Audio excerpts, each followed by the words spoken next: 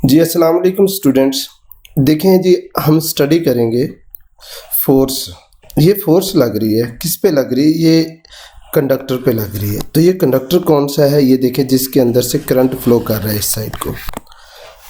तो जब कंडक्टर के अंदर से करंट फ्लो करेगा और कंडक्टर पड़ा हुआ हो मैग्नेटिक फील्ड के अंदर, ये जो डॉट नज़र आ रहे हैं ना हमें, तो ये डॉट शो कर रहे हैं मैग्नेटिक फील्ड है। ये ऊपर को है यानी हमारी तरफ है, यानी पेज है ना, ये पेज से बाहर निकल रहा है बिल्कुल हमारे फेस की तरफ। तो ये मैग्नेटिक फील्ड है। मैग्नेटिक फील्ड में एक कंडक्टर पड़ा हुआ है और कंडक्टर से करंट पास कर रहा है। और ये जो करंट पास कर रहा है ना, पॉजिटिव येलो कलर के, ये पॉजिटिव चार्जेस फ्लो कर रहे हैं आपका, यानी ये कन्वेंशनल करंट है। तो बस पता चला कंडक्टर से करंट पास होगा और ये कंडक्टर पड़ा है मैग्नेटिक फील्ड में, इसके ऊपर एक फोर्स लगेगी। आज का टॉपिक हमारा ये है जी। ये इस डायग्राम में ये परमानेंट मैग्नेट नज़र आ रहा है। परमानेंट मैग्नेट से ये देखिए मैग्नेटिक लाइंस ऑफ फोर्स हैं जो नॉर्थ से स्टार्ट होती है और ये साउथ की तरफ जाती हैं। और यहाँ अब नोट करना है, ये जो कंडक्टर है इसमें करंट फ्लो नहीं कर रहा। जब करंट नहीं है तो इसके बाहर मैग्नेटिक फील्ड भी नहीं है। जैसे ही हम इसके अंदर से करंट को फ्लो करवाएंगे तो इस कंडक्टर की साइडों पे मैग्नेटिक फील्ड बन जाएगा और ये कंडक्टर खुद भी मैग्नेट बन जाएगा, जैसा कि आप अभी देखें। इसमें से करंट फ्लो हो रहा है, उसकी वजह से ये मैग्नेट बन चुका है। कौन? ये वाला कंडक्टर। और इसका मैग्नेटिक फील्ड ये हमें बाहर नज़र आ रहा है। अच्छा, इसके मैग्नेटिक फील्ड की वजह से इसके ऊपर फोर्स लगी है। ये क्या चीज़ है? ये कंपास नीडल है, उसके ऊपर भी परमानेंट मैग्नेट लगा होता है। ये वीडियो को जब हम रोकेंगे तो पता चलेगा इसका नॉर्थ इस साइड पे है। किसका? परमानेंट मैग्नेट का, यानी कंपास नीडल का। और इस साइड पे साउथ है। तो अब जैसे ही करंट फ्लो हो रहा है, देखिए उसका नॉर्थ इस साइड पे आ जाता है। तो क्वेश्चन ये कि उसका नॉर्थ इधर को क्यों मुड़ा? तो इसका आंसर ये बनेगा कि इस कंडक्टर से जब करंट फ्लो कर रहा था ना, तो इसका मैग्नेटिक फील्ड बना और इसका मैग्नेटिक फील्ड पहले ही था, जैसा कि मैं आपको दिखा चुका हूँ परमानेंट मैग्नेट का। तो इसका मैग्नेटिक फील्ड और ये वाला मैग्नेटिक फील्ड दोनों इंटरैक्ट करते हैं। इंटरैक्ट करने का मतलब है एक दूसरे पे फोर्स लगाते हैं।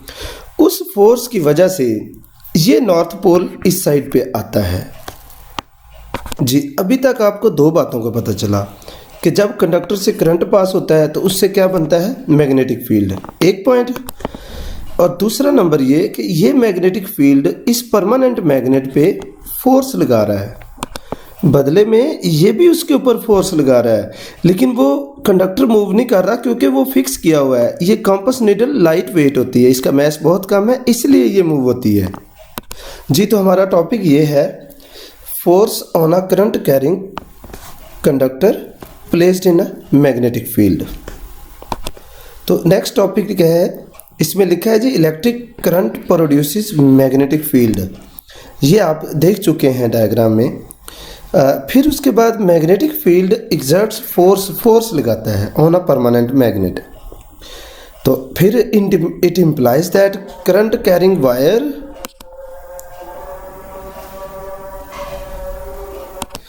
जी, अजान हो रही थी, सॉरी।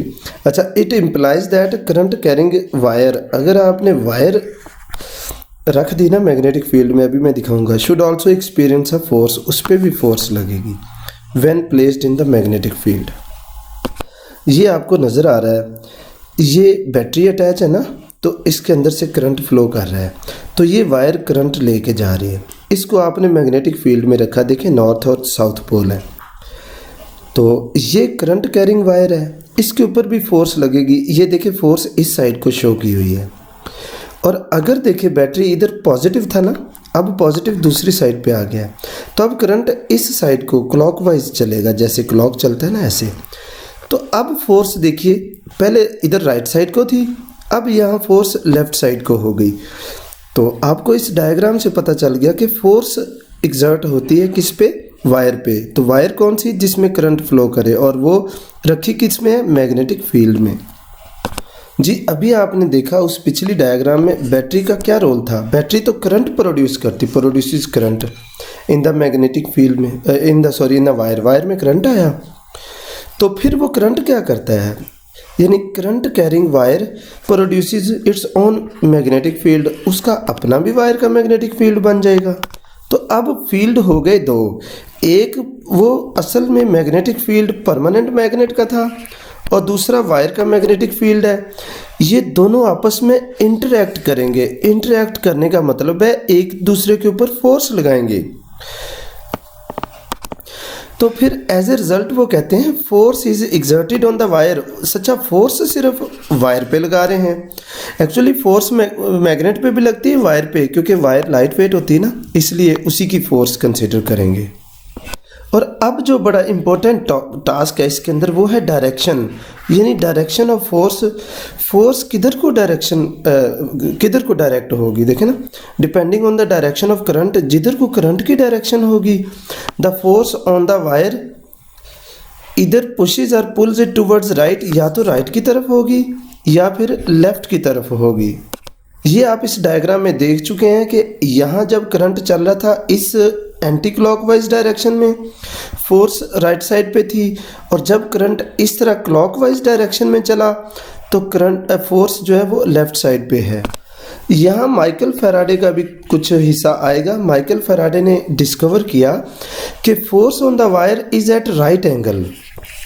फोर्स राइट एंगल पे होती है किसको, to both direction of magnetic field and direction of current. चाहे फील्ड हो चाहे करंट जिस साइड पे जा रहा हो, ये दोनों के परपेंडिकुलर होती है। तो माइकल फैराडे ने एक्चुअली डायरेक्शन ऑफ फोर्स बताई, और उसने एक और बताई, द फोर्स इज इंक्रीज्ड, यानी मैग्नीट्यूड के बारे में बताया। फोर्स की मैग्नीट्यूड ज़्यादा कब होगी, जब if current in the wire is increased, current ज़्यादा कर दोगे तो फोर्स ज़्यादा हो जाएगी।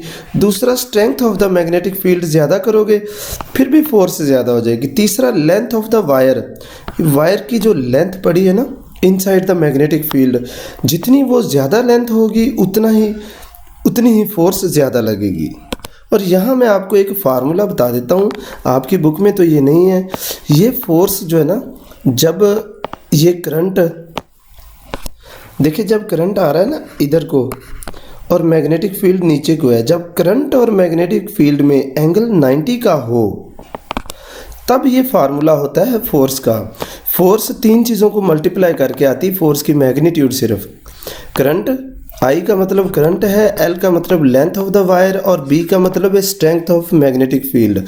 तो इस फार्मूले से पता चल गया, करंट ज़्यादा करोगे तो फोर्स ज़्यादा हो जाएगी, लेंथ ज़्यादा करोगे तो फिर भी फोर्स ज़्यादा होगी, और मैग्नेटिक फील्ड की स्ट्रेंथ ज़्यादा करोगे तो फिर भी फोर्स ज़्यादा हो जाएगी। देखें जी, फोर्स की मैग्नीट्यूड तो होगी, अब डायरेक्शन ऑफ फोर्स ये फाइंड करने के लिए ये जो माइकल फैराडे ने बात की थी ना फोर्स की डायरेक्शन के लिए, वो does not completely specify direction. उसने सिर्फ कहा था परपेंडिकुलर होगी फोर्स, लेकिन किस साइड को होगी ये उसने नहीं बताया था। यानी कैन बी लिखा है ना, force can be towards left और towards right. Michael Faraday left या राइट के बारे में कुछ नहीं बता पाया था। तो एक और साइंटिस्ट था जो फ्लेमिंग था, तो फ्लेमिंग ने एक रूल बताया, उसका नाम है फ्लेमिंग्स लेफ्ट हैंड रूल। इस रूल से आप फोर्स की डायरेक्शन फाइंड कर सकते हैं। इस मिस्टर फ्लेमिंग ने ये बताया कि तीन चीज़ों को स्ट्रेच करो, एक नंबर 1 पे थंब को, नंबर 2 पे 4 फिंगर को, नंबर 3 पे मिडल फिंगर। इन तीनों को आपने स्ट्रेच करना है, लेफ्ट हैंड होना चाहिए आपका।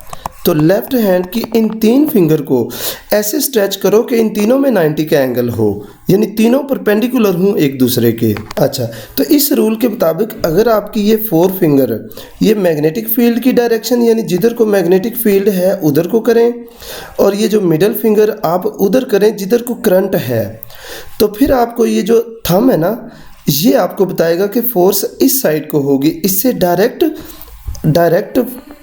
फोर्स की डायरेक्शन का पता चल जाता है।